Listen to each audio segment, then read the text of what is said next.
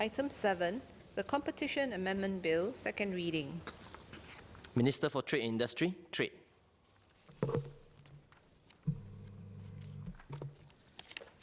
Mr. Deputy Speaker, sir, on behalf of the Minister for Trade and Industry, Trade, I beg to move that the bill be now read a second time.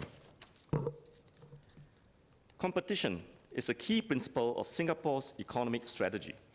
Competition spurs businesses to differentiate and innovate so that they can become more efficient and productive. Consumers enjoy lower prices, wider choices, and better products and services. The economy also benefits as a result of greater productivity gains and a more efficient allocation of resources. The Competition Act was enacted in 2004 to promote efficient market conduct and to strengthen Singapore's competitiveness for the benefit of both businesses and consumers. The Act is administered by the Competition Commission of Singapore, CCS, who adopts a balanced approach in ensuring a robust competition regime that supports a level playing field for businesses in Singapore without imposing excessive compliance costs or overly restrictive conditions on businesses. With the aim of strengthening the current competition regime, CCS has reviewed the Competition Act to identify and address existing administrative gaps and to provide greater clarity on CCS's enforcement of the Act. As part of their review, CCS has studied the best practices and experiences of other foreign jurisdictions and engaged the relevant economic agencies and sector regulatory agencies. CCS has also carried out a public consultation, and most of the respondents have expressed support for the proposed amendments. Some of the feedback have been incorporated into the finalization of this bill. Mr. Deputy Speaker, sir, let me now outline the three key amendments of this bill. To start, I must explain that there are three main prohibitions under the Competition Act. Firstly, the Act prohibits anti-competitive agreements that prevent, restrict, or distort competition. This is a provision under Section 34 of the Act, and so let us refer to this as the Section 34 prohibition. Secondly, the Act prohibits the abuse of dominant position under Section 47 of the Act, and we will similarly refer to this as the Section 47 prohibition. Lastly, this Act prohibits mergers or acquisitions that substantially lessen market competition, and this is the Section 54 prohibition. The first key amendment of this bill is to allow CCS to accept binding and enforceable commitments for cases involving Sections 34 and 47 prohibitions. During CCS's investigations into potential infringements under the Competition Act, an entity under investigation may come forward to voluntarily offer commitments or a pledge to undertake specific measures to remedy, mitigate, or prevent the competition concerns which are currently being investigated. In accepting any commitments, CCS must be assured that the commitments are sufficient to address the competition concerns being investigated, can be promptly implemented, and do not give rise to new competition concerns. Should CCS accept the offered commitments, CCS will cease their investigations. Currently, only commitments offered for Section 54 prohibition are binding and enforceable. In other words, if the merger parties breach any of the voluntary commitments previously offered to CCS, CCS will be able to take action against parties for the breach without the need to reopen fresh investigations into the anti-competitive conduct. Clauses 7 and 8 of the bill amend Sections 60A and 60B of the Competition Act to allow CCS to similarly accept binding and enforceable commitments offered by entities for cases involving the Sections 34 and 47 prohibitions. Clauses 5 and 6 amend Sections 57 and 58 and are a consequence of the insertion of new Sections 60A1 and 60B1. Entities may also approach CCS for a decision as to whether an agreement or conduct has infringed the prohibitions in Section 34 or Section 47. Clauses 2 and 3 are consequential amendments to sections 44 and 51, which allow CCS to make a decision that there has been no infringement if a commitment has been accepted by CCS. This includes a commitment varied or substituted under section 60A3.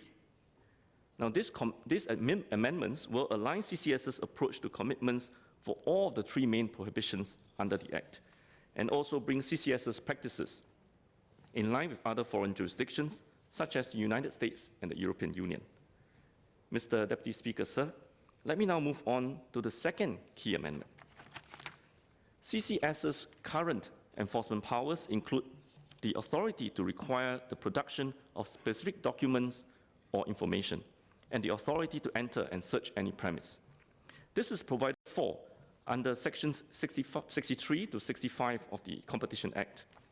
The second key amendment is to empower CCS to conduct general interviews during such inspections or searches of premises. Occupants of the premise being inspected or searched by CCS are currently required to only provide an explanation of the documents produced or seized on the premises, or information uncovered during the inspection. CCS is not empowered to ask general questions in relation to the same investigation without first serving a written notice, as provided for under Section 63 of the Act, on the occupier of the premises, or the individuals it wishes to interview. This limits the efficiency and effectiveness of CCS's investigations. In addition, it results in confusion for the individuals being interviewed, as they may have to give their statements more than once, and on the same issue as well. The occupier may also be puzzled as to why CCS has to serve two separate notices for the same investigation.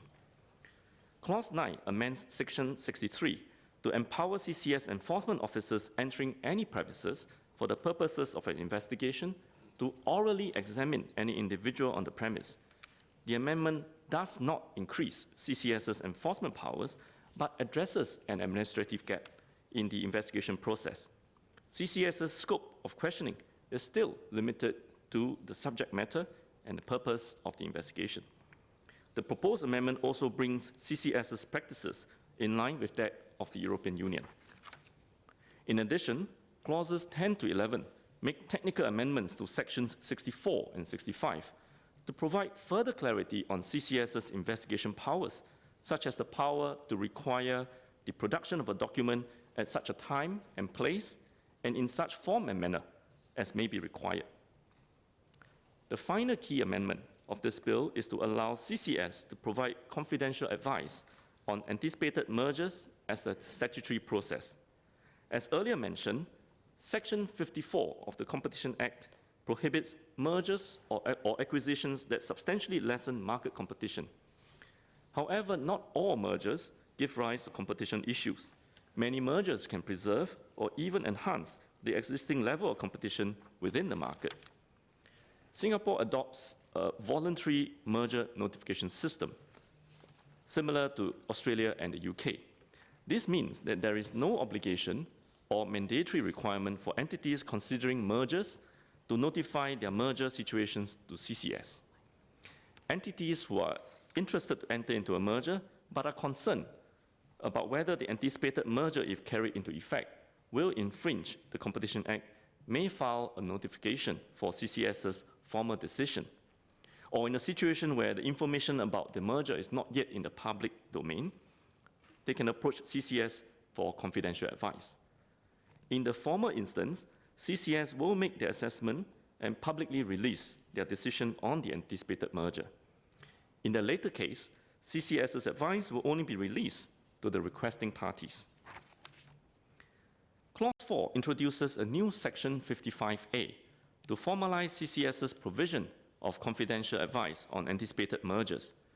This does not change the process by which CCS will provide their advice, but seeks to provide greater clarity and assurance to businesses who wish to consider approaching CCS for advice.